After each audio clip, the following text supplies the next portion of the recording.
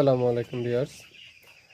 সবার একটা প্রশ্ন আমাকে মাঝে মাঝে কমেন্ট করা হয়। প্রশ্নটা হইলো, আমি কেন ইউটিউব চ্যানেল খুলে বেহুদা সময় নষ্ট করতেছি?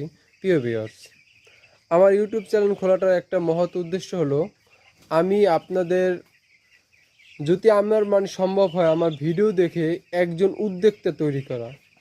কারণ দেশের ভিতরে যত উদ্যোক্তা তৈরি হবে, তত পরিমাণ দেশের বিজনেস এবং দেশের অর্থনৈতিক উন্নত হবে।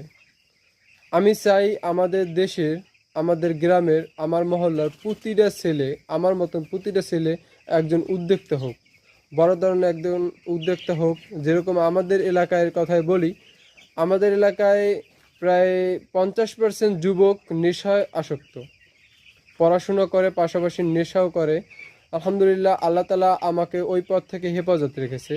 আমার বয়সে অনেক ছেলে আছে নেশা আসক্ত, নেশা বিক্রি করে, মেলে বিষয় নিয়ে আসক্ত। আলহামদুলিল্লাহ, আল্লাহ তালা আমাকে এই বিষয় থেকে অনেকটা হেফাজত করছে, আল্লাহর কাছে লাখ লাখ শুক্রিয়া। আমি আলহামদুলিল্লাহ, একটা বিষয় হলো, আমি একটা খামার দিছি ফার্স্ট টাইমে। এই আমার যেই খামারটা আমি আছি, এই খামারটা দিছি আলহামদুলিল্লাহ। এই বলতে বলতে আমি এই খামারটা আরও বড় করছি।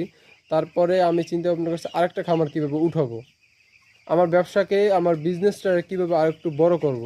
আলহামদুলিল্লাহ, আল্লাহর অশেষ নিয়ামতে, আল্লাহর রহমতে আমি আরেকটা বড় দেখে একটা শেড তৈরি করি। তারপরে আমি আল্লাহ তালা আমার এখান থেকে কিছু লাভ দিয়েছে, ওখান থেকে আমি আরেকটা বিজনেস দাঁড়া করাই।